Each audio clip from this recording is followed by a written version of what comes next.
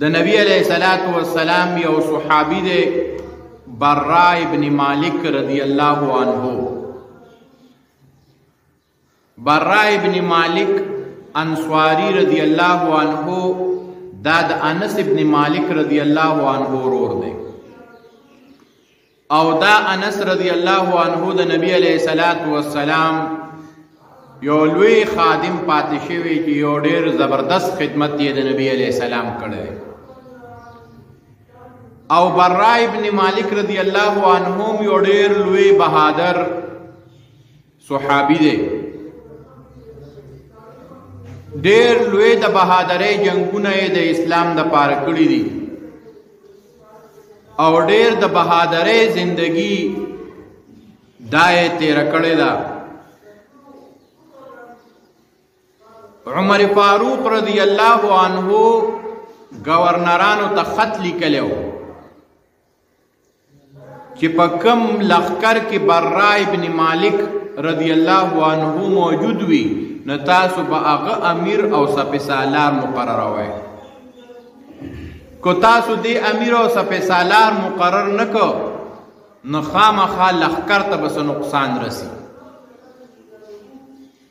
نبی علیہ الصلوۃ والسلام د وفات نه وروسته څه فتنې پیدا شوې. یو فتنه پیدا شوه د ارتداد. څه خلق چې هغې په اسلام باندې کلک نو هغې مرتد شول، اسلام یې پرېښودو او مختلف بانې او حیلې یې جوړې کړې. او د ابوبکر صدیق رضی اللہ عنہ زمانہ وا هغه ډېر په دغه وخت کې د هوښیارتیا او ډېر د فراست نه کار واغسته او 11 لښکر یې تیارې کړې او دا 11 واړه لښکر یې ګیر چاپېره په عربو کې خورې کړې چې کوم ځای مسلمانان مرتد شوي دي بیا دوباره کفر ته اوړېدلی دي نو لاول خو تاسو هغې په نرمۍ باندې پوهه کړئ. که د دې څه شک وي، د دې څه شبهات وي نو تاسو هغې پوهه کړئ، د هغې هغه شکوک د هغې هغه شبهات ختم کړئ. او که پوهه نه شول نو بیا ورسره جهاد وکړئ. نو په دې خلکو کې یوه ډله وه مسیلمه کذاب. دا د نجد یو علاقه وه، یمامه به یې ورته وي. دا مسیلمه کذاب یو سړی و چې د پیغمبرۍ دعوه کړې وه او ډېر خلق د ده ملګري شوي او د ده قبیله و بنو حنیفه. نو دا طاقتور خلق فوج ور سره سیوا او طاقت سیوا او دی سره لګ جنگ ګران او دا هغه خلق هم په خپله هغوی مونږ ته ښه پته ده چې مسلمانان په حق دي. محمد رسول الله آخري پیغمبر دی، خو دا مسیلمه کذاب دا زمونږ د قبیلې سړی دی او مشر دی نو مونږ د دې وجې نه د ده ملګرتیا کړې ده. یعنی د هغې خپل رشتې او د خپل قبیلې او د قومیت د وجې نه مونږ ملګرتیا کړې ده. په هغه پسې مسلمانان لاړل. عکرمه رضی الله عنه د هغې امیر او هغې سره جهاد وکړو خو دی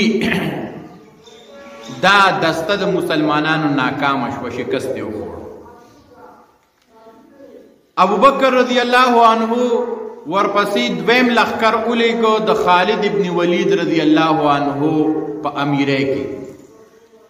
او خالد ابن ولید رضی اللہ عنہ دل نبی علیہ السلام د سیف الله لقب ورکړو. سیف الله معنا د الله توره او ډېر یو بهادر امیر سپه سالار تیر شوی. ندی چې کله په یمامه علاقه کې د دغې مسیلمه کذاب د فوج سره معرکه راله، یو بل ته مخامخ شول نو مسلمانانو په اول کې لږ شان داسې شکست طرف ته روان شول او ډیر غټ نقصان شروع شو. نو خالد ابن ولید رضی الله عنه مسلمانان راجمع کړل او هغې کې یې دوباره منظم کړل چې کومه قبیله وه هغه قبیلې خلق یو طرف ته کړو، په هغې قبیله کې د هغې سړی امیر مقرر کوي چې تاسو به دې ځای جنګېږئ، بله قبیله تاسو به هغلته مورچو کې جنګېږئ، بله قبیلې ته بل ځای په حواله کړي چې تاسو به هلته جنګېږئ. مهاجرین یې ځان له کړل، انصار صحابه کرام یې ځان له کړل، دا د دې لپاره چې هغه معلوموله چې دا مونږ ته شکست د کم طرفه را روان دی، مونږ ته دا نقصان د کم طرفه را روان دی. تر دې پورې چې د دشمن فوج د خالد رضی الله عنه مورچې ته راوړی، خیمې ته راغی او په هغې خیمه کې د سره بیبي م وه او هغې د ده بیبي قتلوله، خو طاقت یې پرې رانغی نو د ده بیبي یې پرېښوده. دغه دوران کې یو بل صحابي دی ثابت ابن قیس انصاري رضی الله عنه، هغه داسې وکړل چې خوشبو یې په ځان ولګوله، کفن یې واغوسته او ځان له تر دې پنډو پورې یو کونغړ وکنسته او په هغې کې کېناسته او د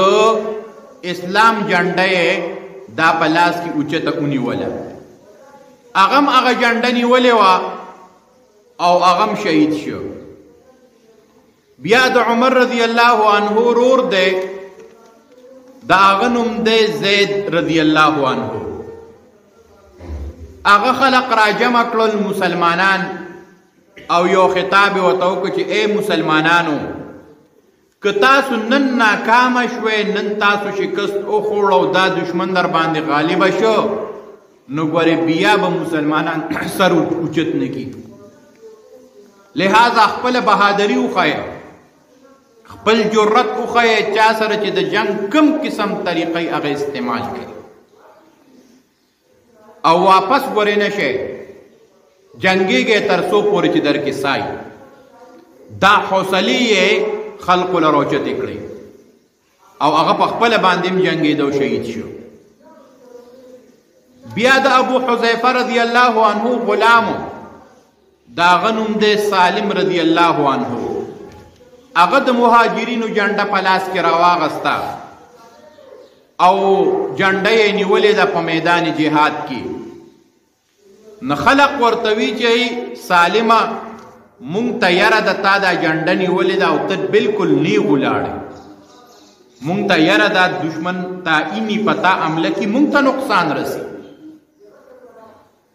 نو د جنډې را پرېوتل دا به په جنګ کې د شکست علامه وه. نو ته لوکوټې پناه کینه او دا جنډه ونیسه، دا جنډه دنه را پرېنوځي. نه هغه ورته وایي تاسو خپل کار کوئ او زه به انشاءالله خپل کار کوم،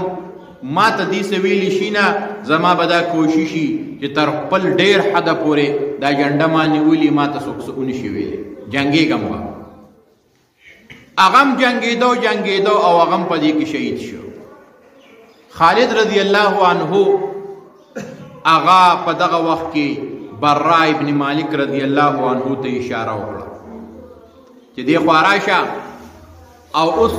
یو زمونږ مشر شهید کیږي، اوس ته چې دی نو د جنګ دا کمانډ په خپل لاس کې په خپله واله. نه هغه راغی او خلقو ته یې وویې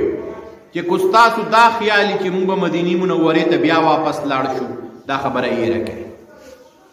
بیا مدینې ته واپس تله نشته. یو خبره اوس پاتې ده، الله او جنت، بس په دې خبره جنګېږئ. د دوباره ژوند نور امید مه ساتئ، دا حالت اوس داسې راغلی دی، دومره سخته موقع ده، دشمن ډېر زورور دی او زمونږ ډېر خلق شهیدان شول. لہذا کو تاسو هم شهیدان شوئ نو څه ناشنا خبره نه ده، خو تاسو دا خبره یې رکئ چې مونږ به بیا واپس ځو، بس د واپسې دا خبره د مزغونه وباسئ او صرف دا یو خبره په مزغو کې کینوي چې الله او جنت، او بیا یو ډیر زبردست حمله په دشمن باندې وکړه، بالکل د هغې د فوج صفونو ته دننه ورننوته چې هغې کله ولیدل، کافر ولیدل چې دا سړی خو د ځان پروام نه ساتي او زمونږ صف ته رادننه شو، نه هغې ویرېدل او خوا کې یو باغ، هغه باغ ته لاړل وتښتېدل چې په دې باغ کې به یو شبه دمه شو، ځان به برابر کو، نو بیا به په دې مسلمانانو باندې حمله وکړو. برار رضی الله عنه ځان سره خپل ملګري کړل چې تاسو راشئ، او د هغه نه باغ نه ګیر چاپېره شول او یو ډال د تورې یې راواغسته او هغه یې په دیوال باندې ورته ور وویشته. نه دا به د دې دپاره و چې تاسو دومره بزدله شوئ چې موږ ستاسو کور له راغلي یو، تاسو بیا هم بار نه راوځئ. د کافر پوه شول چې مسلمانان خو بالکل د باغ د دروازې له راغله، نو بس هغې ګیر چاپېره په دیوالونو باندې او په دروازه باندې رامات شو او دغه موقع ډېره سخته شوه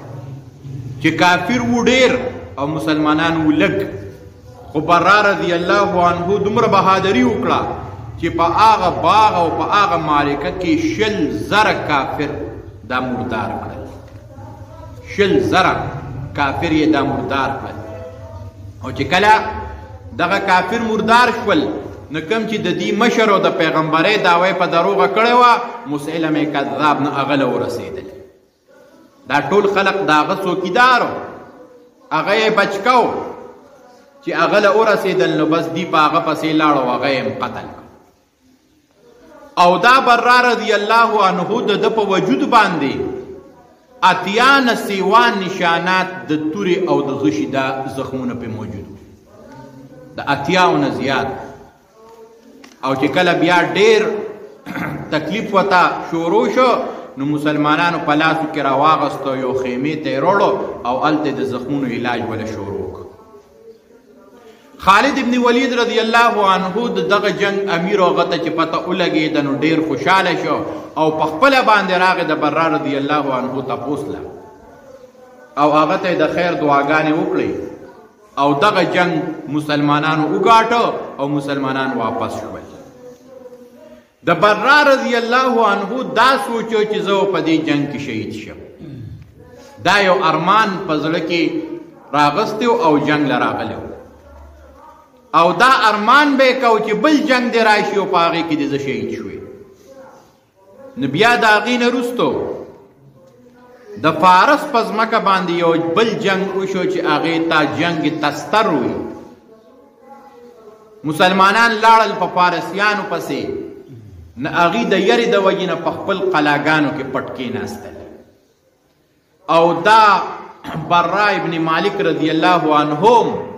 په هغه جنگ کې شریک او سوال یې وکړو چې یا الله دې جنگ نه ما بیا واپس روغ رمټ مه بوځي، دې جنگ کې مال شهادت راکړي. مسلمانان لاړل او د هغې د قلا نه ګیر چاپېره شول،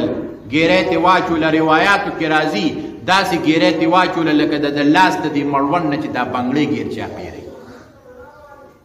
چې څنګه دې بنګړي دا مړوند ټول ګیر چاپېره رانیولي، لاس یې رانیولي، دقه شانتې هغې د هغې قلا نه ګیر چاپېره ګیره واچوله چې څوک بار راوځي نو قتلو به او که نه راوځي نو بس دننه په قلا کې به د لوږې نه بیا مري. کافر چې ډېر تنګ شول، نه هغې وی چې څه چل وکړو، هغې یو سوچ وکړو. هغې داسې وکړل چې د اوسپنې زنځیرونه یې په دیوال باندې راواچول، پورې یې په دیوال باندې ټول خواره کړل، او په هغې کې یې غټې غټې کړۍ په هغه زنځیرونو کې وې، او هغه یې ګرمې کړې وې، د اور یې شیدلې وې. دې دپاره چې دې دیوال ته